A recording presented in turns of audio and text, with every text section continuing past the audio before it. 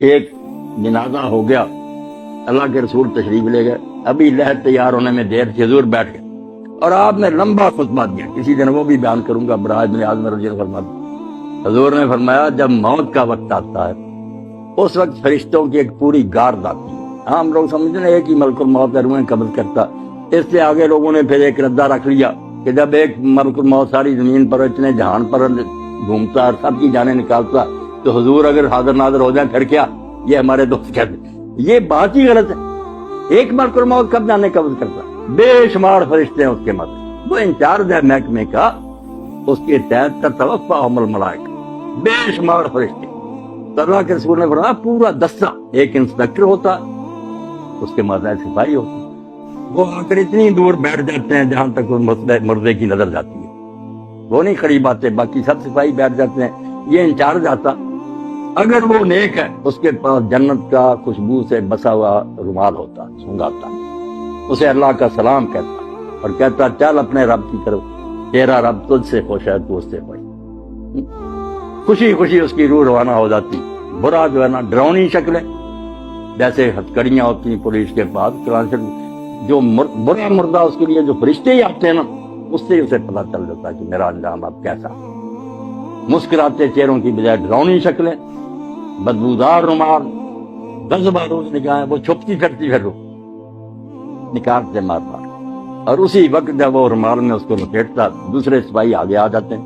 اس سے وہ وصول کر لیتے ہیں، نیک روح تو لے کر جاتے ہیں، اللہ کے رسول صلی اللہ علیہ وسلم جہاں جہاں سے گزرتے ہیں خوشبو پھیلتی جاتی، اور ساری مخلوق کہتی ہے مرحبا، مبارک ہے تیرا آنا یار، تو نے ہم سب کو نا مت کر، اور اگر برا ہے تو بدبودار رومال، بدبو پھیل کر سارا جہان لعنت کرتا کہ تو کیسی منحوس روح ہے،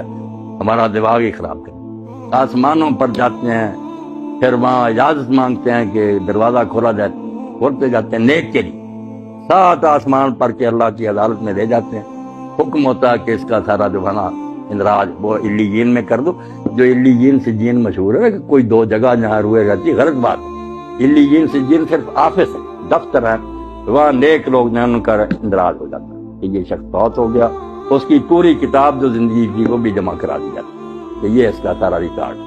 دوبارہ حکم ہوتا ہے کہ زمین میں سے میں نے اس کو پیدا کیا وہیں لے جاؤ، زمین سے دوبارہ اس کو پیدا، وہ روحیں واپس آ جاتی ہیں پھر اسی قبر طرف،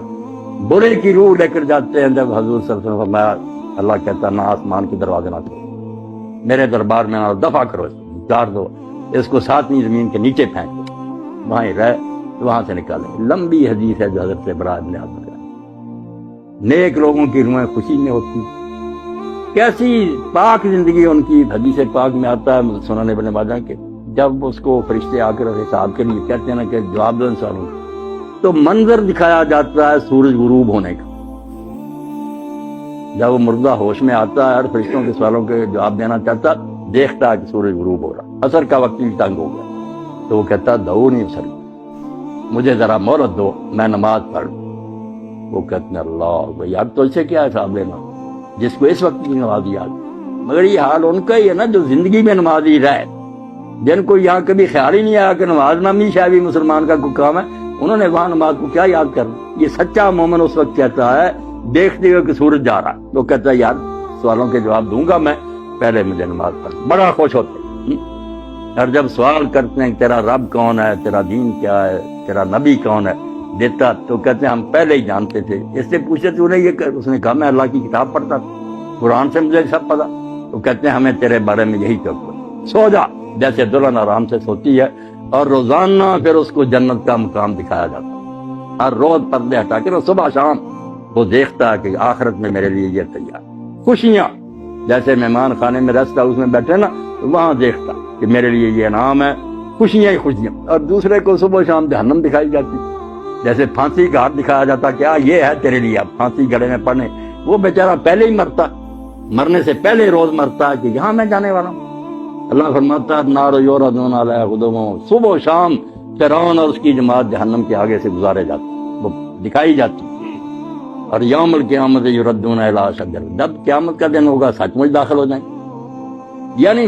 مرنے سے پہلے ہی فرشتوں کے شکلوں اور رویوں سے پتہ چل جاتا ہے کہ میرا حشر اب کیا، اور بعد میں جو قبر میں جاتے ہی شروع ہو جاتا یا ایک سوال جو ہم لوگوں کو پریشان کرتا ہے،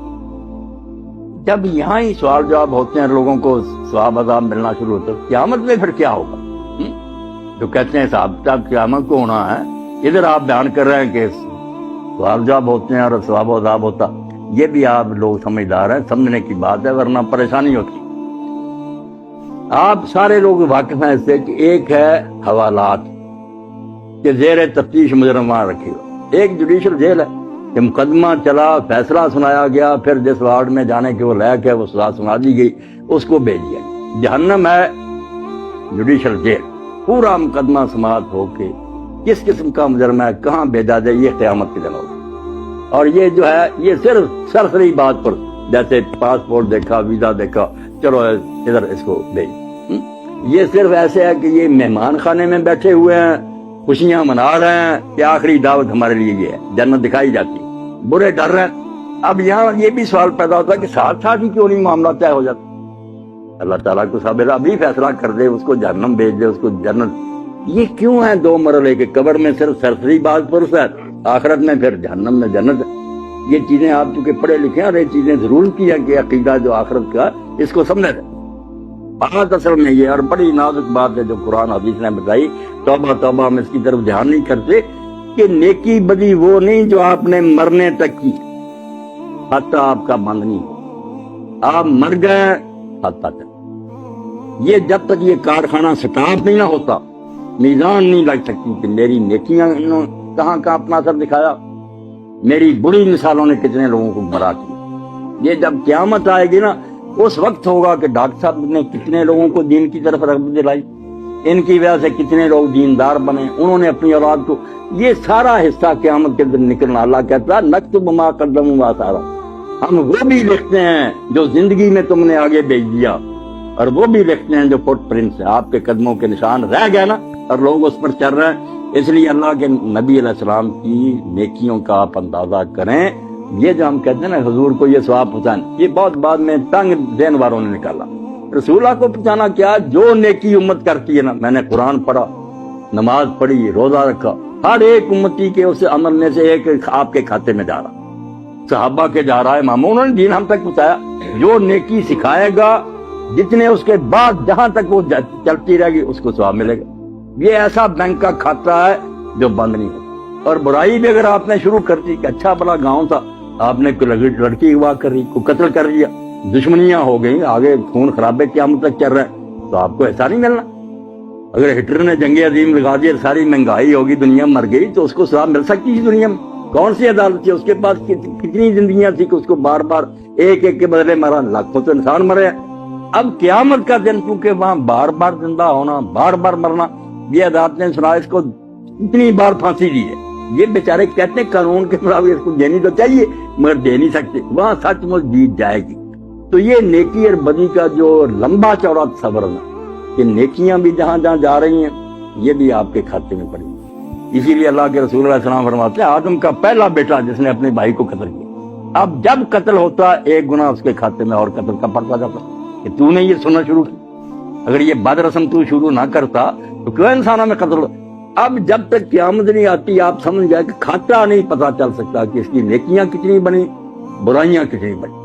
اس لیے محتاط رہنا چاہیے کہ میں اپنے طرز عمل سے کہیں اولاد کو گمراہ نہ کر دوں، میرے دوست نہ بگڑ جائیں، میرا خطبہ سننے والے نہ، میں مر جاؤں گا مگر میرے گناہ کی جو گٹھڑی ہے یہ بھاری ہوتی جائے گی۔ کوشش کروں کہ میں اچھی مثال قیام کروں تاکہ اس پر لوگ چلیں تو میرے مرنے کے بعد بھی وہ ثواب مجھے پہنچتا رہے۔ اس لیے اس کے سوا کوئی چارہ نہیں کہ جاتے وقت صرف سرسری کاغذات دیکھے جائیں، ان کو مہمان خانے میں ٹھہرا دیا جائے، ان کو حوالات میں بند کر دیا اور انتظار کرے آخری عدالت کا کہ جب آخری عدالت آئے گی پھر ہاتھ پاؤں بولیں گے، فرشتے گواہی دیں گے، زمین بولے گی، سارا تیرے نیکی بری کا کچا چٹھا آ جائے گا، جنت دوزخ کا فیصلہ اس وقت ہوگا۔ اور جنت دوزخ بھی کوئی ایک نہیں، اب جنت کا نبی علیہ السلام نے فرمایا کہ تم سمجھو بس جنت میں چلے ایک برابر ہے، وہاں 100 درجہ جنت۔ ہم دیکھتے نا کہ بینک بنے اتنی منزل، 100 منزل، اور منزل بھی اتنی دور، فرمایا یہ زمین ہے جتنی دور آسمان ہے وہاں دوسری جنت، اتنی دور ہی پھر تیسری جنت، 100 آسمان زمین جو ہے نا اتنے، اور سب سے آخری جو ہے وہ فردوس، سب سے آخری۔